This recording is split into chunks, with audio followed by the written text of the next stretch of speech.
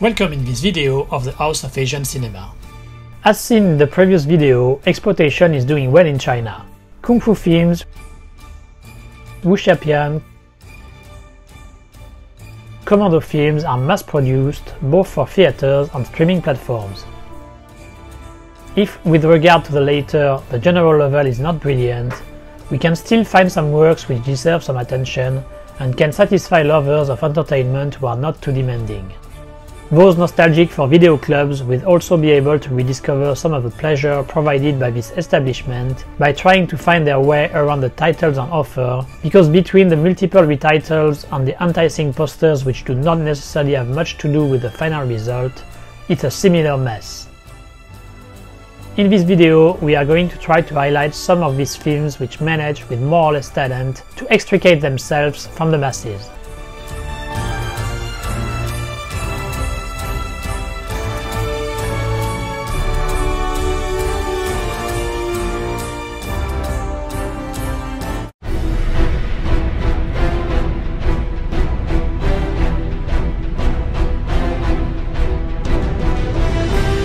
One could argue that Kung Fu cinema has so far been more a specialty of southern China, especially Hong Kong, rather than the north, which has tended to favor Xia Pian.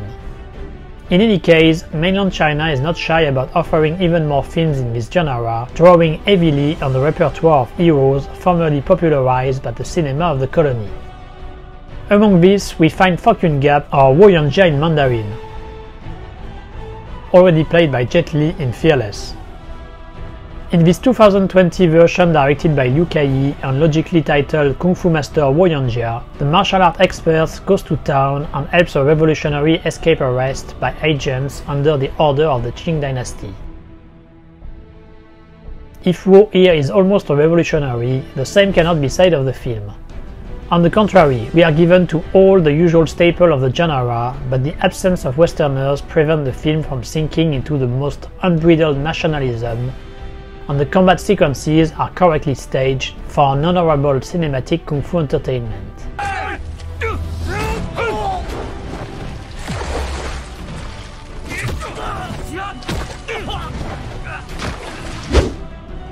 The Southern Shaolin's Angry Eye.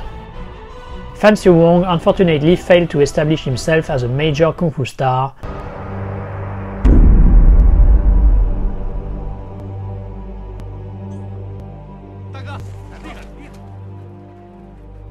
but he at least became a minor star in China, especially in the small world of DTV.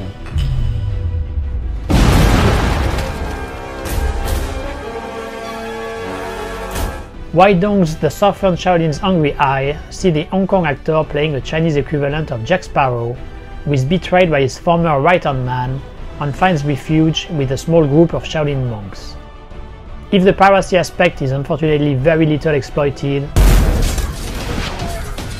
and we have to deal with the inevitable ultranationalism so prevalent in recent Chinese productions, he killed Jim the Willem, steal the Jed, finish him. we can at least appreciate the good quality of the choreography and a positive psychological development in our Chinese Johnny Depp.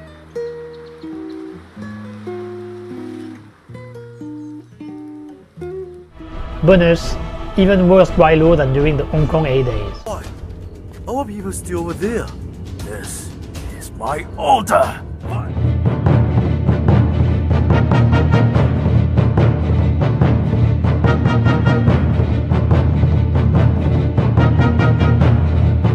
Wuxia is without a doubt the king of the Chinese DTV world. The phenomenal quantity of films and TV series produced in this genre allow this low-budget feature film to recycle all that is costumes and sets, and thus limit the importance of their financing. The offer is therefore extremely wide, ranging from the most unbridled fantastic Xia Pian to films of chivalry more inscribed in a real historical context. The Mad Sword is an honest mix between the disillusioned criticism of the world of Jianghu dear to writer Gulong and the rougher aesthetics of the Chinese Xia Pian of the 1980s-1990s. A knight wielding a magic sword tries to get away from it all and live a quiet life with his adopted son, but is constantly under threat from fellow Jianghu members who want to make their mark in the world of martial arts.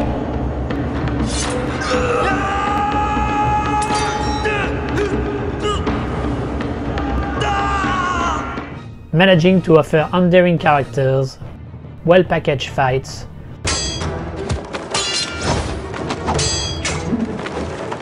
and a little reflection on the emptiness of the quest for power, the Mad Sword is a perfectly decent offering.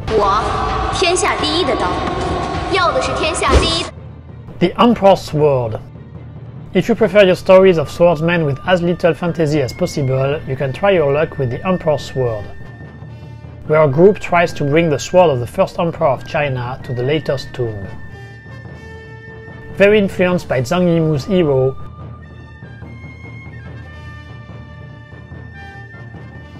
the film tries to play the card of subtlety in the interactions between the characters,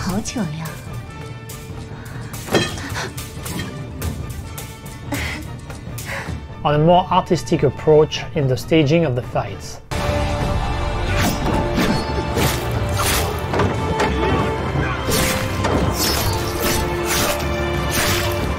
The result is a mixed bag, but packed with enough professionalism so that you won't get bored.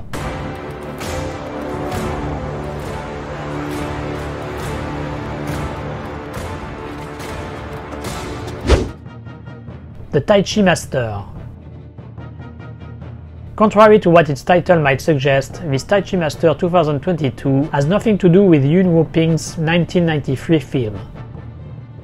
But we are, however, not so far from the spirit of the Hong Kong neo Xia Pian of the first half of the 1990s by this assumed fantastic side, these aerial confrontations, this sustained rhythm, and these colorful characters who constantly betray themselves in order to dominate the Jianghu. We even get a giant silkworm that Choyak probably wouldn't have refused in his time. We can simply regret that the actors do not have more charisma, but it remains among the best the DTV has been able to offer in terms of Xia Pian.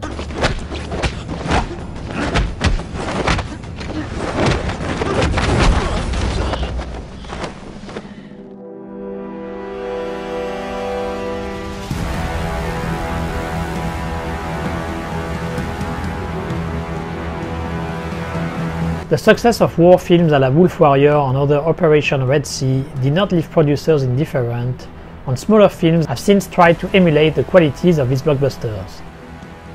In this context, the figure of the sniper is particularly appreciated, perhaps because it fits particularly well with the constraints of small budgets. If you like this type of spectacle, you can take a look at Wang Zhaosheng's Sniper Tiger Unit,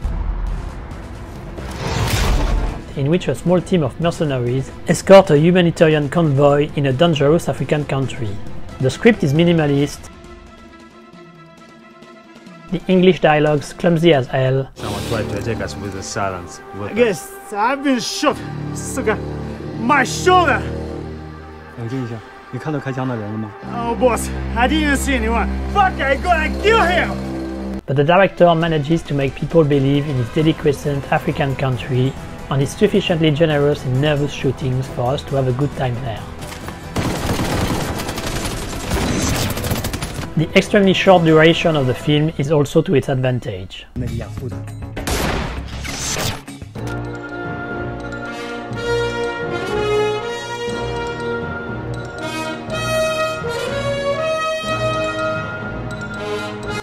As part of its fight against superstition, Chinese censorship is generally hostile to fantasy in cinema. Although it has softened its position since its strict application during the second half of the 20th century, it remains an obstacle for filmmakers who must use various stratagems. Liberal adaptations of literary classics, pseudo-scientific explanation behind these manifestations,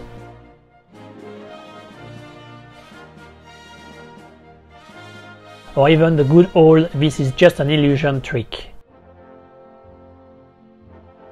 All these devices are especially annoying since they are constantly used from one film to another, but are unavoidable to be able to work in this genre. If char exploitation gives poor results when it comes to Kung Fu, it delivers better product when it comes to fantasy. Thus, we were treated to a decent The Enchanting Phantom, a variation of a Chinese ghost story with two veterans of Hong Kong cinema, Yuen Wah and Norman Choi, who brought their natural charisma to the enterprise. Dunjia by Xiang Qiuliang and Chiang Yesheng, produced 3 years after Yuen Woo-ping's film, is also a decent proposition, going straight to the point and maintaining a steady pace throughout.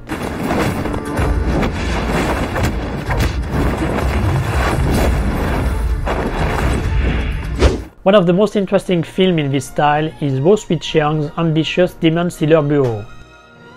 Similar to a Yin-Yang Master, a secret office is in charge of suppressing any incursions of monsters and demons into the human world. They are going to be confronted with a demonic tree hungry for revenge. The strength of the film lies in its visuals, which are more ambitious than the average Chinese DTV, with a pronounced dose of steampunk.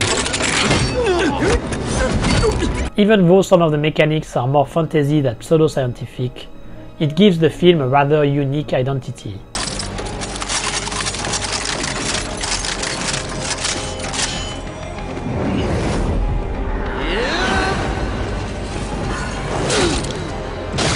This slight increase in creativity and tortured characters, even if a little dragged down by a cast of idols, allowed Demon Stealer Bureau to be one of the best films in the small world of Chinese DTV.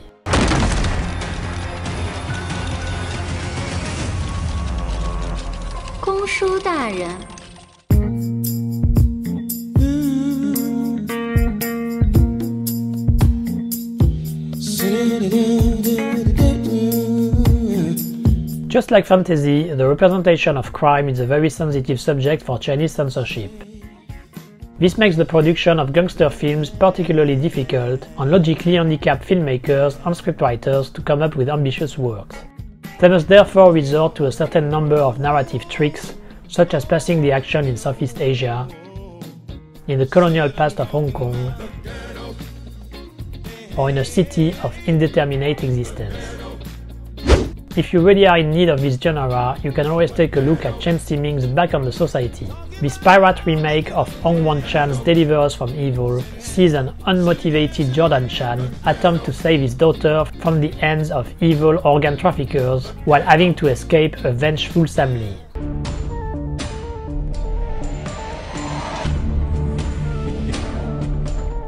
The film is worth essentially for the performance of the latter as a psychopathic gangster and for the violent outburst of its final. If you like Chinese copies of Korean film, you can have a look at Angry Scalper directed by Guo Yulong, an official remake of Unstoppable with the Korean Bud Spencer, Ma Dong-seok.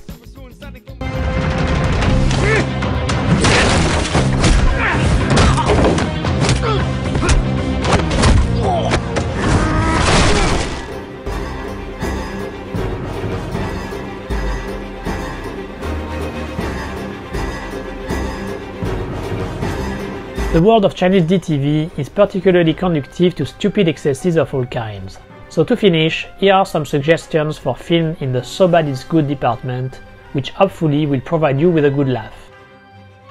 Science fiction is not the most popular genre in China, but thanks to the presence of talented fiction writers, it is gradually beginning to make its way into the country's pop culture, and therefore its cinema.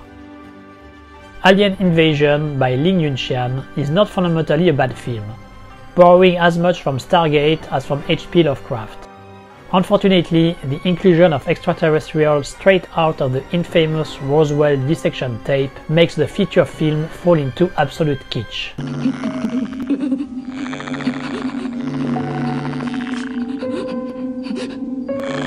One of the most fascinating phenomena of the growth of Chinese DTV is to see the unexpected development of monster movies. Giant snakes, gargantuan crocodiles and other mutant spiders, we have been treated to all possible combinations.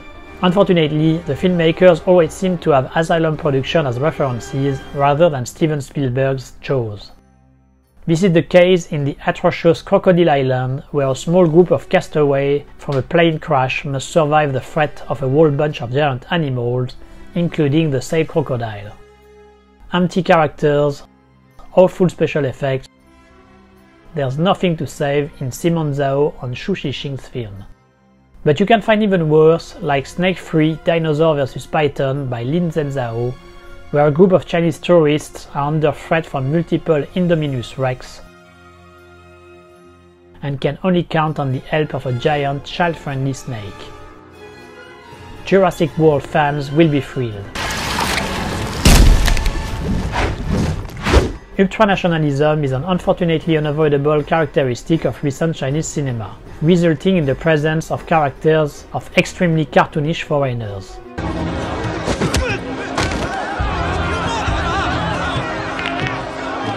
In this style, let's appreciate the dubious kung fu film 8 Diagram Master by Jian Yang, in which a group of foreign fighters opposes a virtuous master of kung fu. 史密斯20年前，曼彻斯特人大英帝国皇家护卫格斗教练，俄国摔跤手阿尔沙文。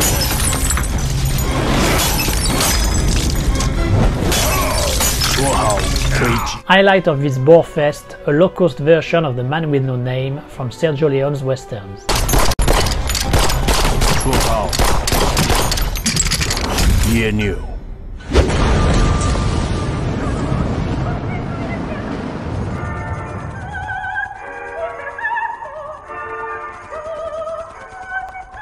But the award of the very worst film of the Chinese DTV world goes unquestionably to The Legend of Hammer by Wei Liang. In this strange post-apocalyptic film, two factions fight for control of a powerful technological artifact to rule the world. Worthy of the Italian and Filipino Mad Max copies of the 1980s, mixed with a bit of Mamoru Oshii's Assault Girl, the film is a complete mess. Badly executed at all levels, on which will leave even the most seasoned specialists of bad film perplexed.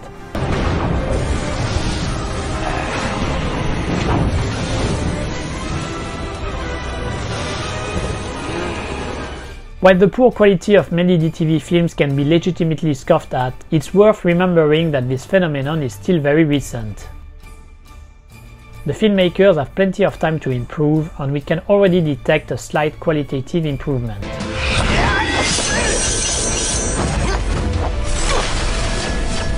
In addition, this massive presence is a good way for China to extend its cinematic influence and its soft power throughout the world. Indeed, if this film have an extremely limited impact in the Western world, they manage to find their audience in other regions of the globe. On YouTube alone, they regularly get hundreds of thousands of views. Undoubtedly, the phenomenon is set to keep expanding and deserves to be watched closely. I wish you a good exploration of the cruel world of Chinese video films.